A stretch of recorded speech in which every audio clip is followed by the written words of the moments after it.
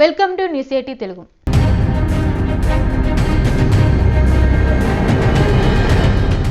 ఆంధ్రప్రదేశ్లో రాజకీయం రంజుగా మారుతుంది.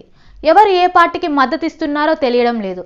ముఖ్యంగా టీడీపీ నుంచి బీజేపీలోకి వెళ్లిన ఎంపీ సీఎం రమేష్, సుజన చౌదరి లాంటి వారిపై ఎప్పటి నుంచో అనుమానాలు ఉన్నాయి. వారు బీజేపీలో ఉన్నప్పటికీ ఏనాడు కూడా టీడీపీని విమర్శించలేరు. ఇప్పటికీ వారి ఆత్మ టీడీపీలోనే ఉందని ప్రచారం జరుగుతుంది. ఇలాంటి ప్రచారం జరుగుతున్నా కూడా వారు ఎక్కడ దీన్ని తిప్పి కొట్టిన పాపాన పోలేదు.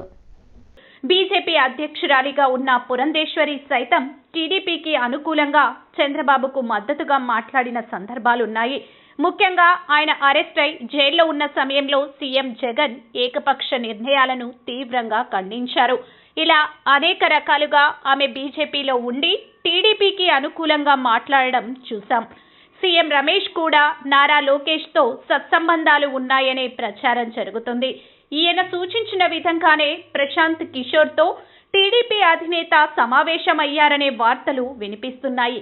నారా లోకేష్, చంద్రబాబు, ప్రశాంత్ కిషోర్ల భేటీ వెనుక సీఎం రమేష్ ఉన్నారనే ఆరోపణలు వస్తున్నాయి. ఇలా రావడం వల్ల అటు బీజేపీ నుంచి తెర వెనుక చంద్రబాబుకు సహకారం అందుతుందని రాజకీయ విశ్లేషకులు భావిస్తున్నారు.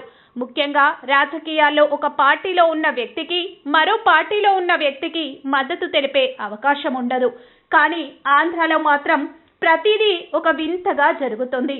తుపాకీ ఒకరిపై గురిపెట్టి కాల్చడం వేరే, వారిపై అనేలా ఉంటుంది.